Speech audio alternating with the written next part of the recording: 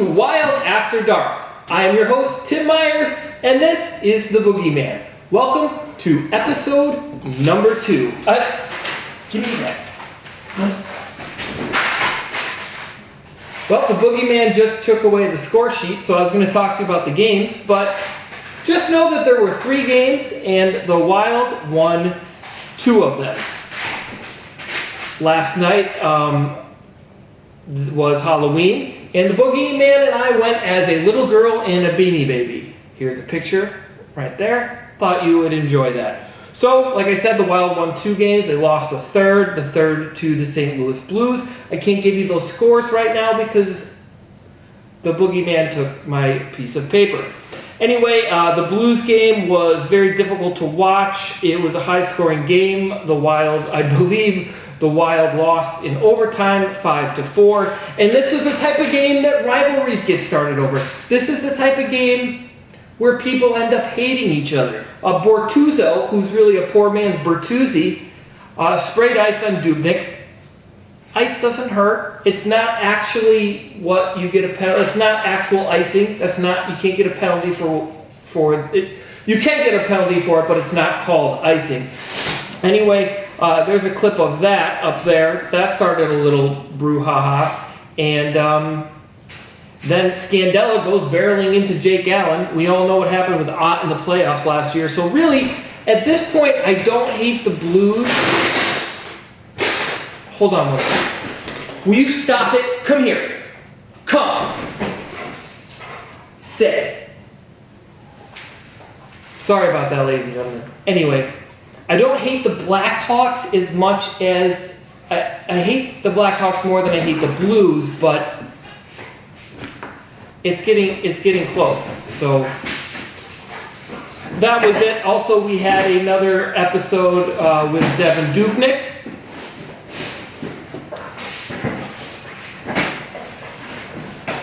Get over here, right now. Come here. Come. You're ruining my video. You're absolutely ruining my video. Come over here. Sit. Stay.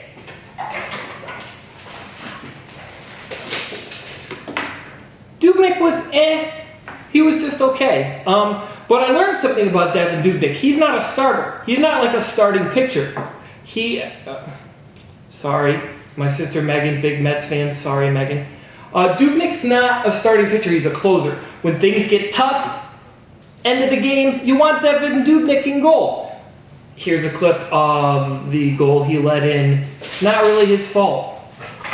It's the game-winning goal, St. Louis Blues over the Wild.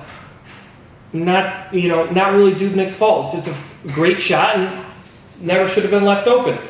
So the Dubnyk report for this week is, just okay. But I'm kind of starting to figure him out. Now I hope this play translates to the playoff, but we're still a long ways away from that. All right, now let's get right to, sorry about that. All right, that's Clutterbuck, our cat. Let's get right into the comments. We've had some comments since our first episode. Not a lot, but a few. I want to get right to them. One gentleman, actually, Gene Gerton posted, "Great job, enjoyed listening." That was very nice. However, the first comment that I woke up to was from Mike Donahue. He said, question mark. That wasn't very nice of you, Mike, but I actually don't know what you meant by that. You could have meant, that was the greatest 7 minutes of my life. You could have meant, I think this guy's autistic. And if you did think that, that would be kind of mean to say about someone. So, who knows what he meant. Also, Jim Medill, he said, not too bad, especially for your first show. With time, it'll get much easier and you'll hone your skill. Best of luck, my friend. Good news is it looks like I made a new friend. I'm going to take that as a positive comment and watch what I've learned in terms of honing my skills, Jim. Pretty sweet, huh? Then moving on, Alex Hinton. Alex Hinton wrote, I am not a hockey fan, but I am a big fan of yours. That was one of my favorite comments. That was probably my favorite comment of the week. Moving right along, happy birthday to Linda Torpy. Big fan of the show. Linda turned 30 today, so happy birthday, Linda. Thanks for watching. Happy 30th birthday. And then moving right along, we're going to do a top 5 list tonight. Top 5 greatest goaltenders in Minnesota Wild history. Can you go? All right, top 5 goalies in Minnesota Wild history. Number 5, Dwayne Rollison. Not really a huge fan. Came up big in the playoffs. Kind of fizzled out after that. Number 4, Devin Dubnyk. We all know how I feel about Dubnyk. Got a lot of holes in him right now. Comes up in the clutch. And right now, the Dubnyk report says he's just eh. Number 3, Nicholas Backstrom. There was a time where Nicholas Backstrom was fantastic.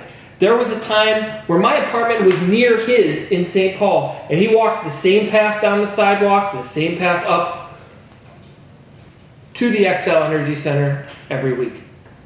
Love me some Backstrom. Times are a little tough now. You get a little older.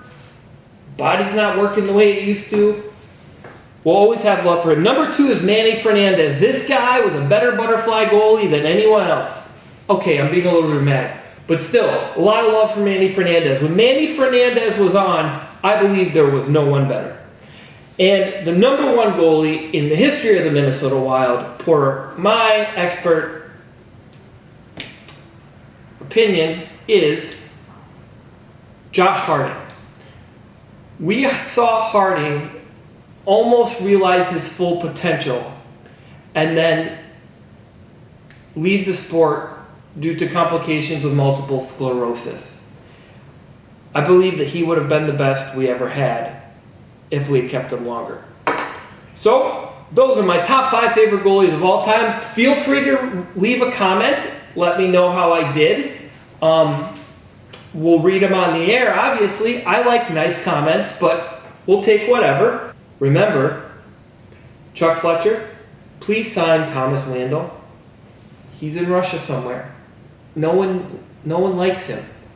Bring him into the Wild. Sign Thomas Wandel. Well, that was it for Wild After Dark. This is Clutterbuck the Cat. You remember Boogeyman? And good night, Wild fans.